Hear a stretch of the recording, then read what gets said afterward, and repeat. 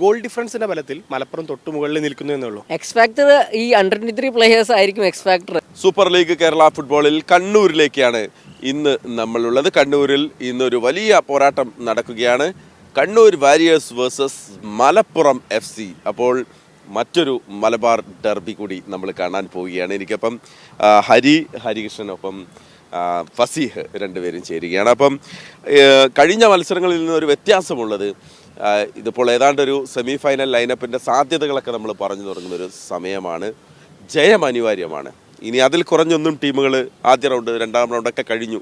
7ാം റൗണ്ടിലേക്കാണ് നമ്മളിപ്പോൾ എത്തി നിൽക്കുന്നത്. പക്ഷേ രണ്ട് ടീമുകളും അവസാന മത്സരം തോറ്റാണ് വരുന്നത്.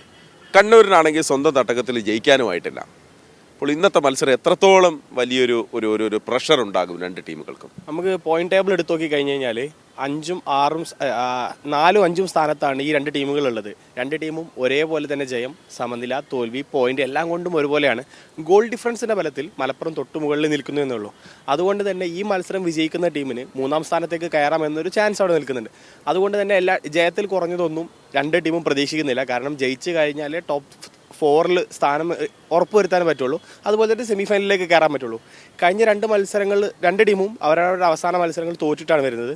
കണ്ണൂരിനെ അറിയാം 3-1 തോറ്റത്. കുറച്ച് വലിയൊരു മാർജിനിലുള്ളൊരു തോൽവിയായിരുന്നു. ഹോമിൽ വിജയിക്കുമെന്ന് പ്രതീക്ഷിച്ച് ഇറങ്ങിയ ഒരു മത്സരം അവർക്ക് തോൽക്കേണ്ടി വന്നു. മലപ്പുറമാണെങ്കിൽ അവരുടെ എവേ മത്സരമായിരുന്നു. എവയിൽ തൃശ്ശൂരിൽ പോകുന്നു, തൃശ്ശൂരിനോട് തോൽക്കുന്നു. രണ്ട് ടീമിൻ്റെയും പ്രശ്നങ്ങൾ എന്താണെന്ന് കോച്ചുമാർക്ക് മനസ്സിലാക്കി കൊടുത്ത മത്സരമായിരിക്കും. എവിടെയാണ് ടീമിന് മാറ്റങ്ങൾ വരേണ്ടത്, പുതിയ പരീക്ഷണങ്ങൾ എവിടെ നടത്തണം എന്നുള്ളത് ഒരു കോച്ചുമാർക്ക് മനസ്സിലാക്കി കൊടുത്ത മത്സരമാണ്. അതുപോലെ തന്നെ സ്ക്വാഡിൽ പുതിയ ആഡ് ഓൺസ് ഉണ്ട്. നമ്മൾ നേരത്തെ പറഞ്ഞ കീൻ ലൂയിസ്, അതുപോലെ തന്നെ റോഷൻ ജിജി പോലത്തെ താരങ്ങളൊക്കെ കണ്ണൂരിലേക്കും ഇഷാൻ പണ്ഡിറ്റെ പോലുള്ള പ്ലേയേഴ്സ് മലപ്പുറത്തിൻ്റെ കൂടെയും ജോയിൻ ചെയ്തിട്ടുണ്ട്. അപ്പം ആ പുതിയ താരങ്ങളെ കൂടി പരീക്ഷിക്കാനുള്ള ഒരു അവസരം ഈ മത്സരത്തിലുണ്ടാകും. ഇഷാൻ പണ്ഡിത് കഴിഞ്ഞ മത്സരത്തിൽ സെക്കൻഡ് ഹാഫിൽ വന്ന് താരത്തിൻ്റെ ഒരു താരതമ്യേന മികച്ചൊരു പെർഫോമൻസ് കാഴ്ചവെച്ചിട്ടുണ്ട്. ഗോളുകൾ കാര്യമായിട്ടൊന്നും നേടാൻ പറ്റിയിട്ടില്ലെങ്കിലും താരത്തിൻ്റെ ഒരു ഇമ്പാക്റ്റ് ഗ്രൗണ്ടിൽ ഉണ്ടാക്കിയിട്ടുണ്ട്. അത് ഈ മത്സരത്തിൽ കണ്ടിന്യൂ ചെയ്യുകയാണെങ്കിൽ ഒരുപക്ഷെ മലപ്പുറത്തിന് വീണ്ടും ഒരു വിജയത്തിൻ്റെ ട്രാക്കിലേക്ക് തിരിച്ചു കയറാൻ പറ്റും. നേരെ മറിച്ച് കണ്ണൂരാണെങ്കിൽ സ്വന്തം ഹോമിലെ 2 മത്സരങ്ങൾ കഴിഞ്ഞിട്ടും ജയിക്കാനാവാത്ത നിരാശയിലാണ്. അതിൽ നിന്നും കരകയറാനുള്ള പ്ലാനുകളുമായിട്ടായിരിക്കും കണ്ണൂരും ഇറങ്ങുക. ഏതായാലും കാണികൾക്ക് എന്തുകൊണ്ടും ആവേശം നൽകുന്ന ഒരു മത്സരമായിരിക്കും ഇവിടെ ഉണ്ടാവുക. ഓക്കെ ഹരി, ഇപ്പോൾ കഴിഞ്ഞ മത്സരത്തിൽ നമ്മൾ കണ്ട ഒരു പ്രത്യേകത, ആദ്യ 11 പ്രഖ്യാപിച്ച സമയത്ത് സർദിനാരോ ഇല്ല, അസിയർ ഗോമസ് ഇല്ല, സിനാൻ ഇല്ല. തീർത്തും ഒരു പുതിയ പരീക്ഷണം എന്നുള്ള രീതിയിലൊക്കെ കോച്ച് സ്വന്തം തട്ടകത്തിലൊരു മത്സരത്തിന് തിരുവനന്തപുരത്തിനോട് ഇറങ്ങി ഒന്ന് കാലിടറി പോവുകയും ചെയ്തു. മലപ്പുറമാണെങ്കിൽ അവരുടെ മുന്നേറ്റ നിരയിൽ ഇപ്പോൾ കെന്നഡി ഇറങ്ങുന്ന സമയത്ത് ഗോളുകൾ വരുന്നുണ്ട്. റോയ് കൃഷ്ണ പെനാൽറ്റി ഗോളല്ലാതെ മറ്റ് ഫീൽഡ് ഗോളുകളൊന്നും ഇതുവരെ വന്നിട്ടില്ല. ഇഷാൻ പണ്ഡിത വന്ന് ഒന്ന് സെറ്റാവുന്നതേ ഉള്ളൂ ടീമിനൊപ്പം. അപ്പോൾ രണ്ട് ടീമുകൾക്കും ഇനി പരീക്ഷണത്തിന് ഒരു സാധ്യതയുമില്ല. അതുകൊണ്ട് തന്നെ ഇന്നത്തെ മത്സരത്തിൽ ഏത് തരത്തിലുള്ള ഒരു 11 ആദ്യ 11 നമ്മൾ എങ്ങനെ പ്രതീക്ഷിക്കേണ്ടി വരും? എന്താണ് അതിൻ്റെ ഒരു സാധ്യതയെക്കുറിച്ച്? രണ്ട് ടീമുകൾ ഈ പറഞ്ഞ പോലെ പരീക്ഷണങ്ങൾ ഇല്ലാതെ ഗോളുകൾ നേടുക, ഫസ്റ്റ് ആര് ഗോൾ നേടും എന്നുള്ളൊരു ഇതായിരിക്കും. അപ്പോൾ ഫസ്റ്റ് ഹാഫ് എന്തായാലും നല്ല എക്സൈറ്റിംഗ് ആയിരിക്കും എന്ന് എനിക്ക് തോന്നുന്നത്. കാരണം രണ്ട് ടീമിനും അവർ അറ്റാക്കിംഗ് പ്ലേയേഴ്സിനെ സ്റ്റാർട്ട് ചെയ്യാൻ ചാൻസ് ഉണ്ട്. റോയ് കൃഷ്ണനെ ചിലപ്പോൾ ഡ്രോപ്പ് ചെയ്താൽ നല്ലതായിരിക്കുമെന്ന് കുറേ ഫാൻസ് പറയുന്നത്. അപ്പോൾ അങ്ങനൊരു മൂവ്മെൻറ്റ് നമുക്ക് കണ്ടേക്കാം. കാരണം റോയ് കൃഷ്ണ കഴിഞ്ഞ മത്സരത്തിലും അധികം ഇമ്പാക്റ്റ് ഉണ്ടാക്കാൻ അദ്ദേഹത്തിന് പറ്റിയില്ല. കെന്നഡി ഗോളടിച്ചു.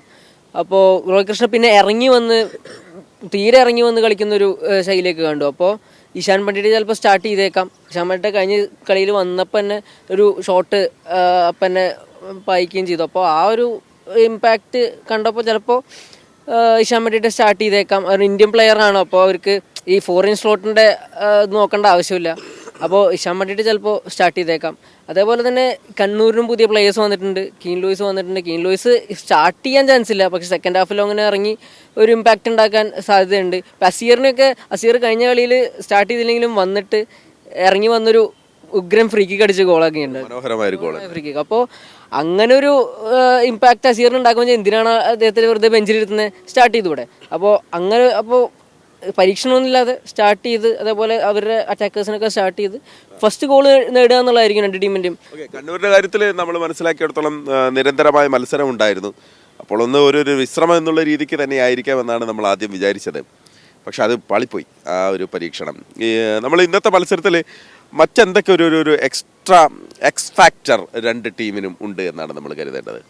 എക്സ് ഫാക്ടർ ഈ അണ്ടർ-23 പ്ലേയേഴ്സ് ആയിരിക്കും എക്സ് ഫാക്ടർ. ഈ പറഞ്ഞ പോലെ സിനാൻ, അതുപോലെ തന്നെ മറ്റ് ടീമിൽ ഈ ഇർഫാൻ, അതുപോലെ തന്നെ റോഷൻ ജിജി, പോലത്തെ താരങ്ങളൊക്കെ കണ്ണൂരിൽ വന്നിട്ടുണ്ട്. അപ്പോൾ അവരുടെ ഒരു പെർഫോമൻസ് ഈ മത്സരത്തിൽ ഉണ്ടാവും. അപ്പോൾ ആ ഒരു ഇമ്പാക്റ്റ് കണ്ടപ്പോൾ ചിലപ്പോൾ റിഷാദ് ഗഫൂറിനെ സ്റ്റാർട്ട് ചെയ്താൽ ചിലപ്പോൾ നല്ലതായിരിക്കും എന്ന് എനിക്ക് തോന്നുന്നുണ്ട്. കാരണം കഴിഞ്ഞ മത്സരത്തിൽ അദ്ദേഹത്തിന് സ്റ്റാർട്ടിങ്ങിൽ പൊസിഷൻ കിട്ടിയിട്ടില്ല.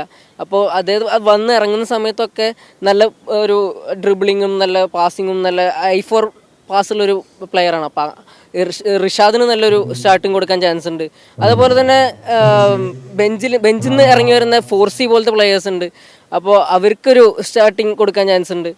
അപ്പോൾ ഇമ്പാക്റ്റ്ഫുൾ ആയിട്ടുള്ള പ്ലെയേഴ്സിനൊരു സ്റ്റാർട്ടിങ് കൊടുക്കുകയായിരിക്കും രണ്ട് ടീമിനും ഏറ്റവും ഇമ്പോർട്ടൻ്റ് ആയിട്ട്. അപ്പോൾ ഈ എബിൻദാസ് നല്ലൊരു എക്സ് ഫാക്ടറായി മാറാൻ ചാൻസ് ഉണ്ട് കണ്ണൂരിന്. അസീർ സ്റ്റാർട്ട് ചെയ്യുന്നത് നല്ല എക്സ് ഫാക്ടർ ആവും. അപ്പോൾ അതൊക്കെ നോക്കുന്നതാണ് എനിക്ക് തോന്നുന്നത്. ഓക്കെ ഫസീം, നമ്മൾ ഇതിനു മുൻപ് ഒരുപാട് മത്സരങ്ങൾക്ക് വന്നിട്ടുണ്ട്. കണ്ണൂർ തന്നെ നമ്മൾ ആദ്യ മത്സരങ്ങൾക്ക് വന്നിട്ടുണ്ട്. അപ്പോൾ എല്ലാ മത്സരങ്ങളും ഗാലറി നിറഞ്ഞ് കവിയുന്നുണ്ട്.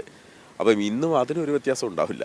അല്ല, നമുക്കറിയാം കഴിഞ്ഞ മത്സരങ്ങളിലൊക്കെ ഗാലറി ഭയങ്കര ക്രൗഡ് പാക്ഡ് ആയിരുന്നു. നമ്മൾ എല്ലാ ഗാലറിയും കണ്ട പോലെ തന്നെ കണ്ണൂരിലും ഭയങ്കര ടൈറ്റ് പാക്ഡ് ആയിട്ട് മത്സരമായിരുന്നു.